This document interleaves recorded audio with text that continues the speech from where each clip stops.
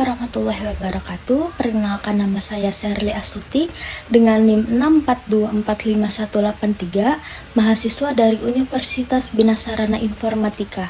Pada kesempatan kali ini saya akan mempresentasikan tugas mata kuliah Penganggaran Perusahaan mengenai perhitungan peramalan penjualan atau forecasting.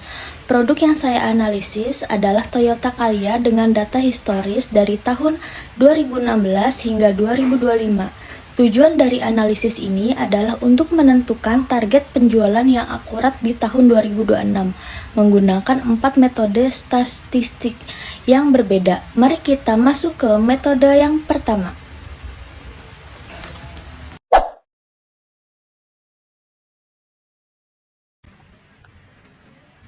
Kita masuk yang pertama, yaitu adalah metode time series moment. Metode pertama yang kita gunakan adalah time series moment. Teman-teman bisa perhatikan layar di tabel ini. Di sini kita masukkan data penjualan atau variabel Y dari tahun 2016 sebesar 72.103 unit. Terus menerus sampai tahun 2025 sebesar 31.144 unit. Untuk kolom X, karena ini metode momen, kita mulai penomoran dari angka 0 untuk tahun awal sampai angka 9 untuk tahun 2025. Maka untuk prediksi tahun 2026 nanti nilai X-nya adalah 10. Selanjutnya kita isi kolom XY. Caranya adalah nilai sales dikali dengan nilai X. Sebagai contoh, di tahun 2017, 73.236 dikali 1 hasilnya tetap 73.236. Proses ini kita lakukan sampai tahun 2025. Selanjutnya, untuk kolom X kuadrat, kita kuadratkan nilai X seperti di tahun 2025. Nilai 9 kuadrat adalah 81. Setelah semua sel terisi, kita hitung totalnya atau sigmanya. Sigma Y adalah 456.262, sigma X adalah 45, dan sigma XY adalah 1.810.171. Sigma kuadrat adalah 285. Sekarang perhatikan rumus persamaan di samping.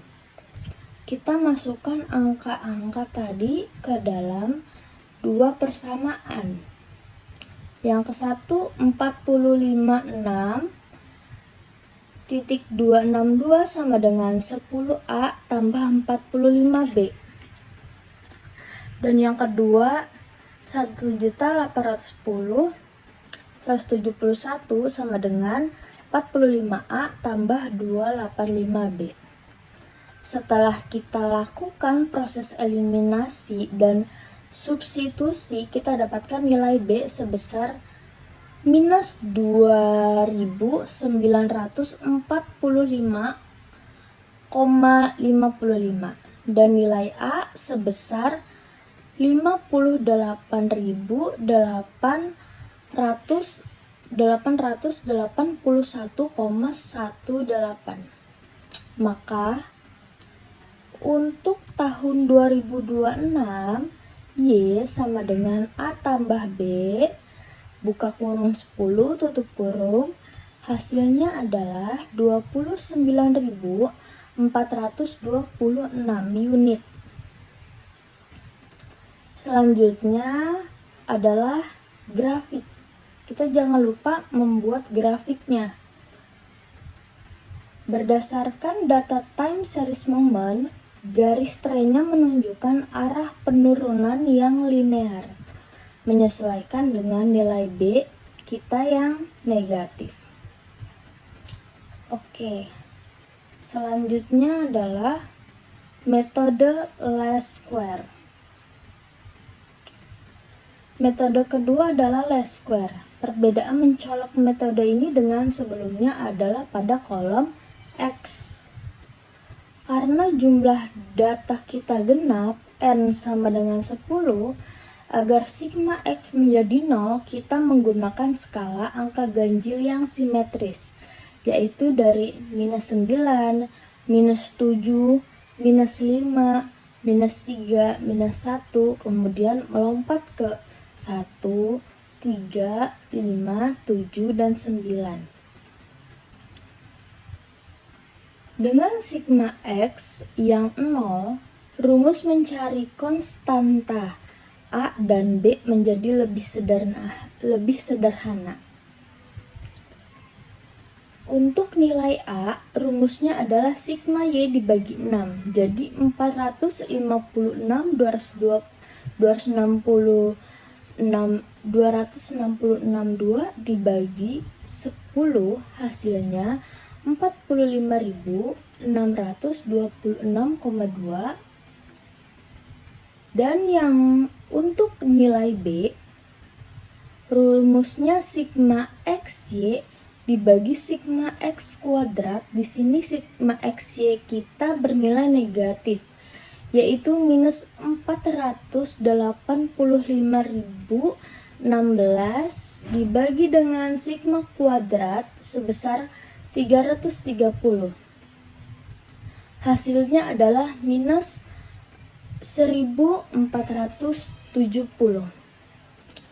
Maka prediksi tahun untuk 2026 di mana nilai X adalah 11, perhitungannya adalah Y sama dengan 45.626,2 ditambah buka kurung minus 1470 dikali 11 didapatkan hasil 29.456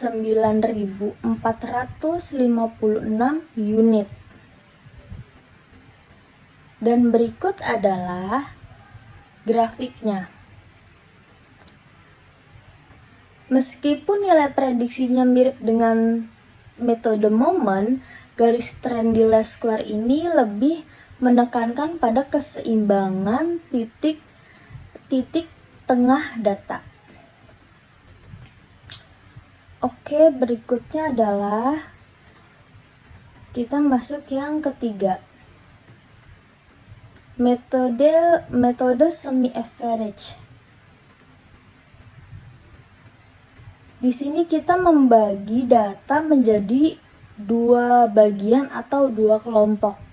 Kelompok 1 2016 sampai 2020. Total penjualannya adalah 260.217.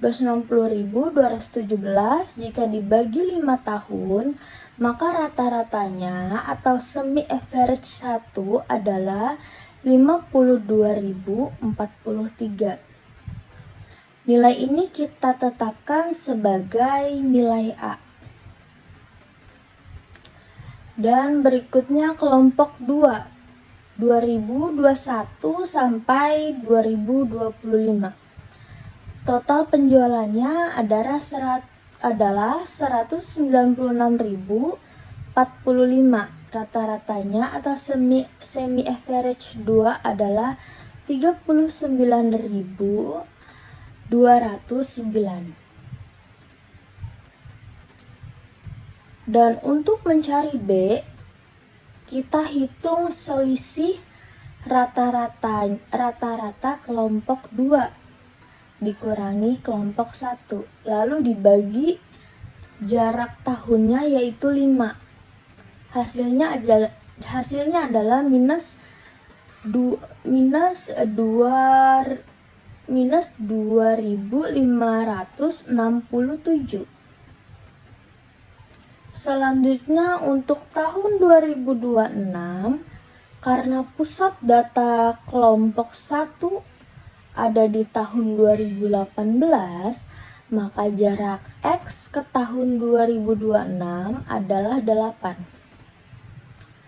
Rumusnya yaitu 52.043 ditambah buka kurung minus 2.567 dikali 8, hasilnya adalah 31.507 unit.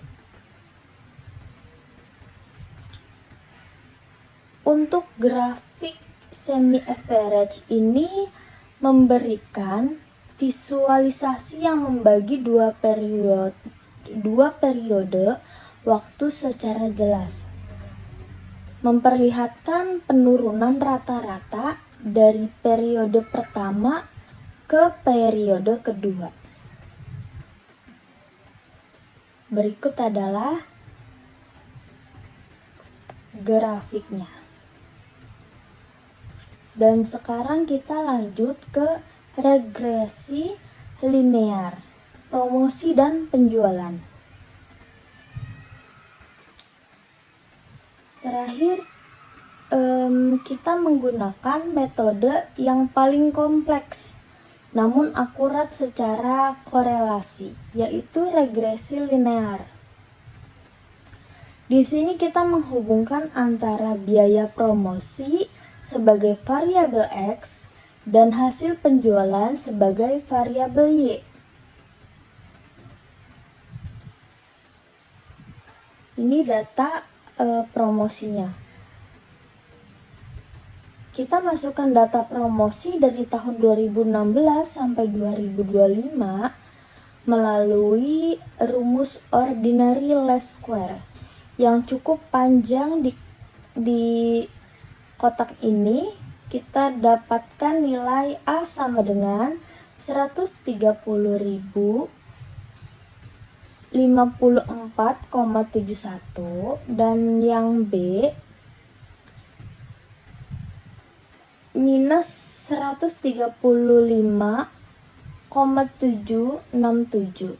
Nah, pertanyaan, berapa anggaran promosi yang kita siapkan untuk 2026?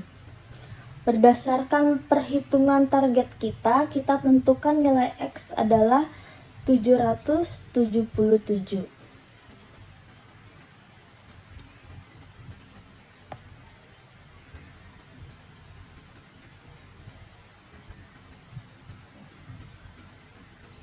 Oke.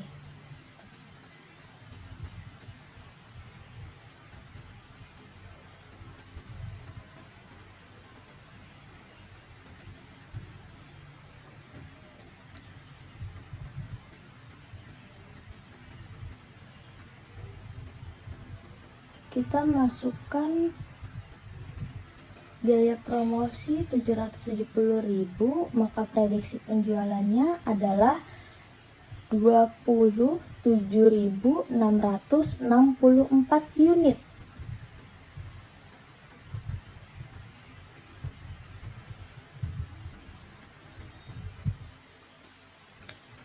Grafik scatter plot ini menunjukkan bagaimana anggaran promosi berkolerasi dengan hasil penjualan kita.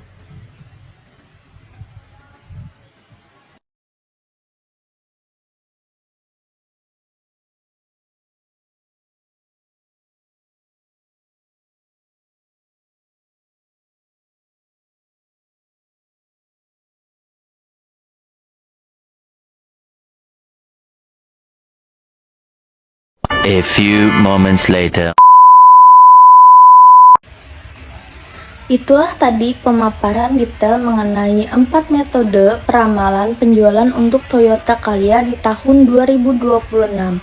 Sebelum saya akhiri, mari kita lihat perbandingan hasilnya secara keseluruhan.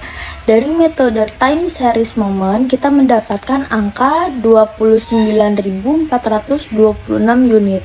Dari least square hasilnya adalah 29.456 unit. Sedangkan semi average lebih optimal di angka 31.507 unit. Dan terakhir, berdasarkan regresi linear dengan anggaran promosi sebesar 777, hasilnya adalah 27.664 unit. Jika kita perlihatkan, rata-rata hasil peramalan ini berada di kisaran 27.000 hingga 31.000 unit. Adanya perbedaan angka ini sangat wajar karena setiap metode memiliki karakteristik yang berbeda dalam membaca pola data masa lalu. Analisis saya, secara keseluruhan, tren penjualan Toyota Calya menunjukkan penurunan yang cukup signifikan dari tahun ke tahun. Hal ini menjadi sinyal penting bagi manajemen perusahaan. Penurunan ini bisa disebabkan oleh banyak faktor seperti munculnya kompetitor baru atau perubahan daya beli masyarakat.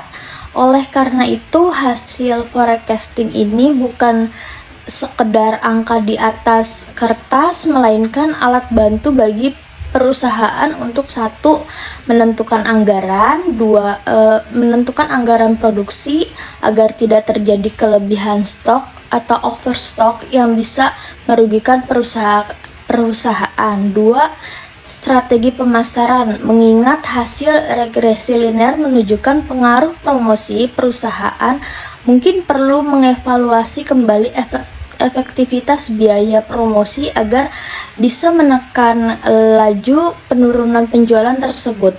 Besar harapan saya, analisis data yang saya lakukan di Excel ini dapat menjelaskan gambaran yang jelas mengenai proyeksi bisnis di tahun mendatang. Demikian presentasi laporan penganggaran penjualan dari saya.